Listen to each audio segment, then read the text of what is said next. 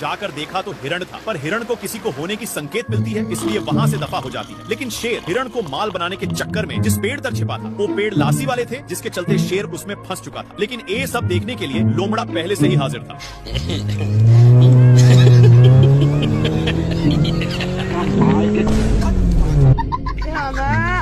इनकी एक कारनामे के चलते दोनों आपस में कनेक्ट हो चुके थे। तुम मुझे छोड़ के मत जाना बाबू।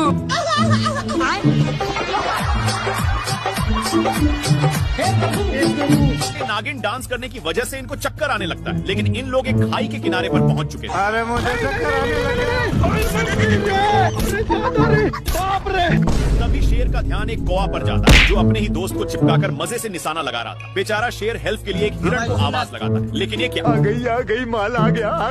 नेक्स्ट पार्ट के लिए यस या नो समझ जाए। शेर चुंबक के कारण फंस चुका था, लेकिन तभी एक बड़ा डब्बा शेर शेर पानी के लिए बहुत लाते जूते खाया है, लेकिन यह अब गांव में पहुंच चुका है। तभी इसकी नजर एक पाइप पर गया, जहां से कुछ पानी के बूंदे टपक रहे थे, इसलिए जल्दी से जाता है। तब तक नालायक आ चुका था और इसको बाबू इसके प्यार दुलार के कारण शेर को जाना पड़ता है। तभी दोनों का नजर एक कुआं पर जाता है, जल्दी से नालायक बाल्टे में झपट्टा मार देता है। इनकी उल्टा दिमाग के कारण दोनों कुएं में फंस जाते हैं, लेकिन नालायक सारा पानी का हकदार बन रहा था, इसलिए शेर एक झापट धराने की धमकी देता है, पर नालायक फिर भी नहीं मानता। ये भगवान क्या जुल्म है।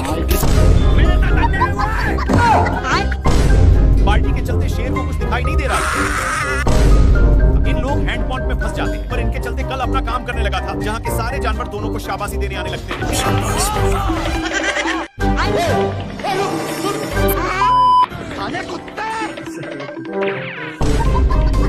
तोता बिना टिकट का सवारी कर रहा था, इसलिए साड़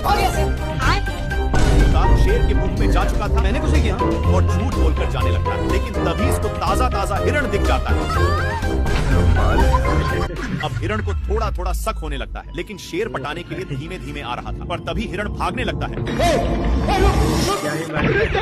हिरण बहक गया, लेकिन तोता अभी भी पेट में ही था, और तोता उसी में मजे से डांस कर रहा था।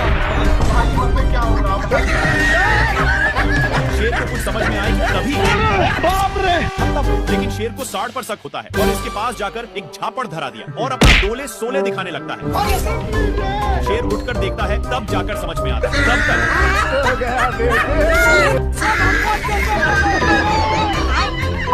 सुअर अपनी सारी ढीले को शेर में चढ़ने के लिए छोड़ दिया था, इसीलिए शेर इसको मजा चखाने के लिए बहुत दौड़ाता है, लेकिन सुअर बाल बाल बच जाता है। इसके चलते साड़ का नींद डिस्टर्ब हो रहा था, लेकिन इन सालों को फिर खुजली होने लगी, इसलिए इन लोग इसी खुटा में काम बनाने लगते हैं। इनमें से सारे ढीले इसमें आ चुके थे।